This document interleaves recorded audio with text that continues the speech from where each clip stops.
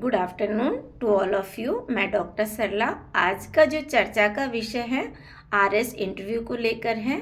21 से interview start हो गए हैं, अतः आप मोस्ट इम्पोर्टेंट बिंदु होते हैं, पॉइंट्स होते हैं, उनको आपको ध्यान रखना है। फर्स्ट तो आपकी एंट्रेंस अच्छी होनी चाहिए, अट्रैक्टिव होनी चाहिए। आपकी जो ड्रेस है, कोड है, वो बहुत ही सिंपल और सोबर होनी चाहिए। आपका एंट्रेंस है उस समय आप स्ट्रेट होके कॉन्फिडेंटली और स्माइली, स्ट्रेस में नहीं रहना आपको। जैसे आप प्रवेश करेंगे इंटरव्यू के लिए तो कोई स्ट्रेस नहीं लेना है।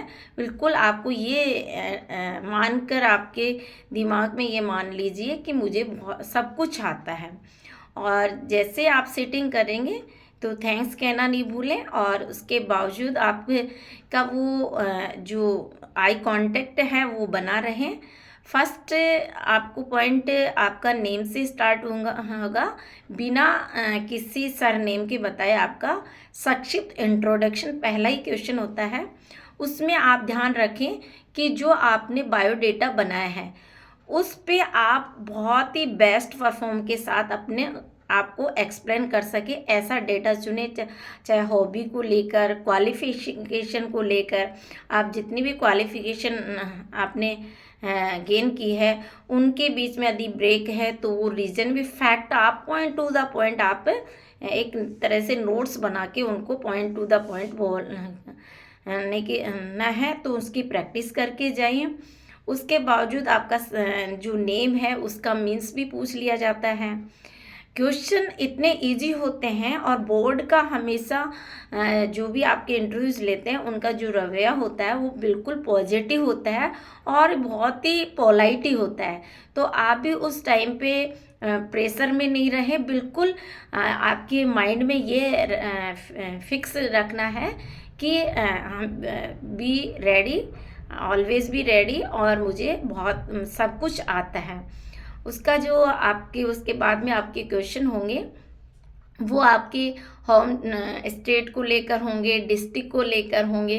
यदि आपका कहीं गांव में बर्थ है उससे कोई करंट क्वेश्चन बन रहा है या कोई ऐसी हिस्टोरिकल मेमोरीज है वो भी पूछा जा सकता है। या फिर आपने अपने इंट्रोडक्शन में कोई हॉबीज़ लिख दी है तो उससे रिलेटेड भी क्वेश्चन पूछा जाता है। तो मेरा कहने का मतलब जो आपका बायोडेटा है वो आप संक्षिप्त में बना रहे हैं तो उसके से रिलेटेड क्वेश्चन ही बहुत अट्रैक्टिव होने चाहिए और बिल्कुल एक्सप्लेन ढंग से होना चाहिए। आपका आई कांटेक्ट बना रहना चाहिए। और उस क्योंकि वो भी जानते हैं, आप भी जानते हैं कि आप में दक्षता थी, आप में टैलेंट था, तभी आप इंटरव्यू फेस कर रहे हो। 2 अटेम्प्ट निकाले हैं आपने, आप में जो टैलेंट थी, क्वालिटी थी, तभी तो आपने 2 अटेम्प्ट निकाले, प्री पास किया, फिर मेंस किया और इंटरव्यू के लिए सेलेक्ट हुए।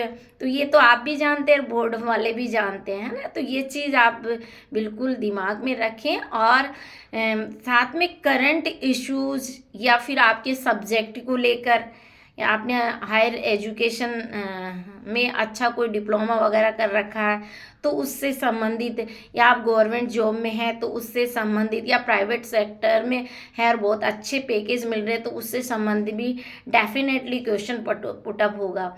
और उसके बावजूद भी कोई हमारी गवर्नमेंट है ना, अपोजिट पोजीशन में है, या उससे इशू, या रिलेशन से भी related question, Bharat China, Bharat America, Bharat Pakistan, या कोई गेम्स से रिलेटेड, या कोई व्यक्ति, पॉपुलर व्यक्ति, है ना, ऐसे क्वेश्चन मोस्टली आपसे पुटअप होते हैं। क्योंकि 30 मिनट के समथिंग आपका ये समझ लिए कि पूरा 30 मिनट्स में आपको ऑब्जर्व किया जा रहा है कि रियलिटी में एक एज ए आप एडमिनिस्ट्रेटिव है या नहीं, आप है किस तरह से पब्लिक को डील करेंगे।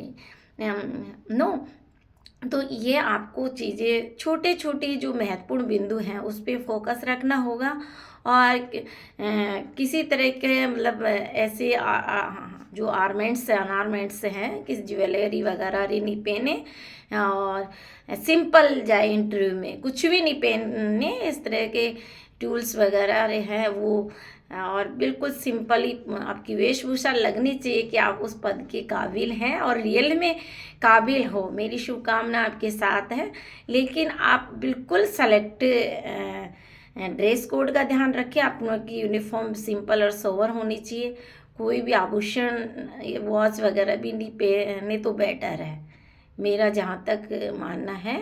वो वॉच वगैरह या किसी तरह के नहीं पहने तो बेटर है। वहाँ आप सोबर दिखना है और आपका क्वेश्चन का वेट देने का तरीका अट्रैक्टिव होना चाहिए कि अलग ही मतलब मॉडर्नाइजेशन होना चाहिए। हम ट्रेडिशन में नहीं जी रहे हैं, हम एनिशिएट में नहीं जी रहे, हम मॉडर्निटी में जी रहे हैं। हमारा जो कल्चर है वो बहुत ही मॉडर्न है क्योंकि आज की डिमांड भी है। आज इंग्लिश का जो हमारा युग है, आज हमारी नई नई टेक्नोलॉजी आ गई, नए नए रिसर्च हो गए, तो उसके अकॉर्डिंग हमें एक एज ए पावर फुल हमें पोस्ट मिलने जा रही है।